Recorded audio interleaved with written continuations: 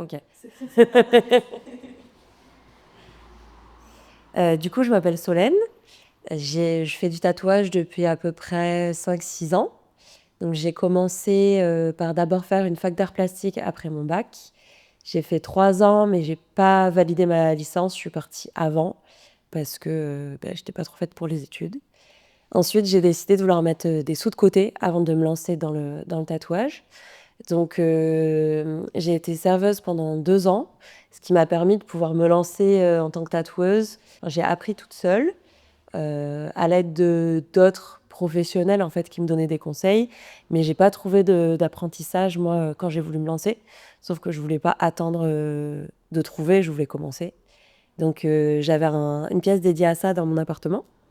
Et quand j'ai déménagé, j'ai trouvé directement un shop qui était OK pour me prendre en tant que débutante. Et là, j'ai vraiment beaucoup plus appris sur le métier. Moi, j'ai commencé à dessiner vraiment toute petite.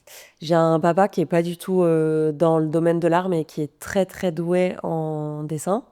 Et du coup, ça me vient de lui. Donc, quand j'étais petite, je redessinais beaucoup de choses que je voyais dans les livres, dans des mangas. Et donc, mon père, un jour, m'a dit mais en fait, tu dessines tout le temps, tu adores les gens avec des styles alternatifs. Pourquoi tu te lancerais pas dans le tatouage? Et donc, quand il m'a dit ça, c'est resté en tête. Je me suis dit ok, en fait, plus tard, je vais être tatoueuse. Quand il a fallu choisir une orientation au lycée, je me suis dit je reste dans le général, je fais un bac L parce que j'adorais la littérature. J'ai été prise en fac d'art plastique, ça m'a bouffée artistiquement. J'étais plus du tout moi-même, je savais plus du tout ce que j'aimais, ce que je voulais faire. En fait, j'ai complètement lâché parce que j'étais complètement contrainte dans ma pratique et je faisais plus du tout ce qui me plaisait. Et du coup, je savais pas du tout ce qu'était mon style de dessin. Quand j'ai voulu me lancer dans le tatou, je savais pas du tout ce que j'aimais dessiner, ce que je savais vraiment faire. Ce qui a recommencé à m'inspirer, en fait, c'est quand je me suis réintéressée beaucoup, beaucoup au tatouage, que ça soit du coup mes potes tatoueurs, des artistes que j'apprécie, des artistes peintres. Et du coup, j'adore piocher un peu partout. Vraiment, il n'y a pas un seul truc qui m'inspire, c'est tout autour de moi qui m'inspire tout le temps au quotidien. Moi, quand j'ai commencé le tatouage, je pensais pas du tout ouvrir un shop. C'était même pas un objectif parce que ça me paraissait déjà infaisable, inatteignable. Et toute seule, je voyais pas trop possible. Ensuite, je me suis mise en couple avec un tatoueur et on s'est dit que ça serait trop cool d'ouvrir un truc tous les deux, quoi. Et on a eu la chance d'être tombés sur ce local qu'on a adoré parce qu'il était très vide.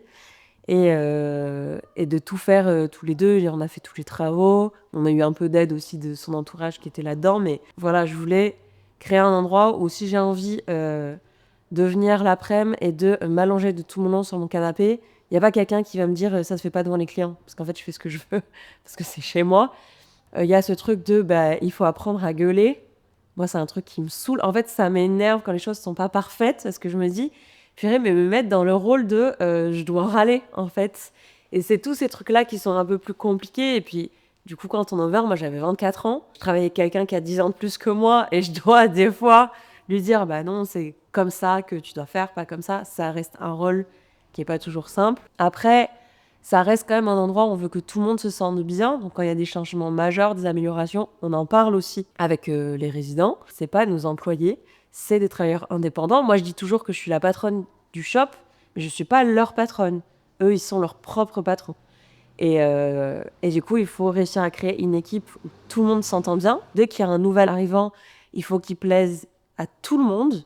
Parce que nous, si quelqu'un nous plaît, mais qu'il y a d'autres personnes qui se sentent pas à l'aise avec, c'est hors de question qu'on travaille avec. Donc, il y a toujours ce truc-là de on veut créer une équipe qui marche, même si j'ai toujours mon mot à dire. Et c'est toujours moi qui ai le dernier mot. C'est assez insupportable. Mais ouais, on veut que ce soit un endroit qui plaise aux gens qui travaillent ici, aux gens qui viennent et aussi à nous. Je sais pas si je l'aurais fait si j'avais su tout ce que ça implique, mais je regrette pas du tout de l'avoir fait. En fait, c'est ce qui peut être fatigant dans ce métier, c'est pas le fait de dessiner et de tatouer, c'est tout ce qu'il y a autour. C'est la compta, c'est la gestion client, parce que malgré tout, on est sans arrêt confronté à des êtres humains, donc une très grande majorité sont géniaux, mais on a des gens hyper compliqués, on a des gens désagréables, on a des gens vraiment pas cool du tout.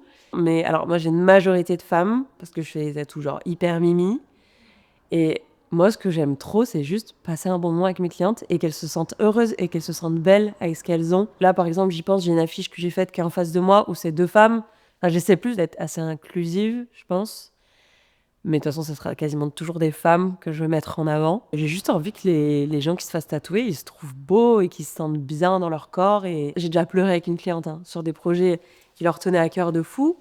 Et c'est aussi pour ça que j'adore mon métier, c'est pouvoir en fait offrir ce truc-là aux gens. Il y a quelque chose qui leur tient vraiment à cœur. Ça peut être par rapport à un décès, par rapport à un souvenir, pas forcément quelque chose de triste, même quelque chose de joyeux. Et pouvoir les aider à marquer ça, des fois, je me dis, mais j'ai trop de chance de vivre de ce que je fais.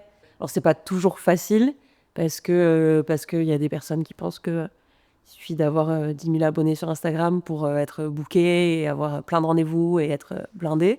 Mais en vrai, je me dis, mais quel bonheur juste de me lever le matin et de... Mon travail, c'est je dessine. Genre, c'est je dessine, je viens dans mon endroit que j'ai créé et je me pose et je dessine. Et si j'ai des clients tatou, je tatoue. Si j'en ai pas, je reste là, je chill. Et je me dis, mais à quel taf tu peux te dire, ah bah là, j'ai rien à faire, pendant 2 heures, je vais jouer à Mario Kart sur ma vieille GameCube, quoi. Genre, c'est un confort, en plus, c'est un bonheur. Je fais ce que je veux, quoi.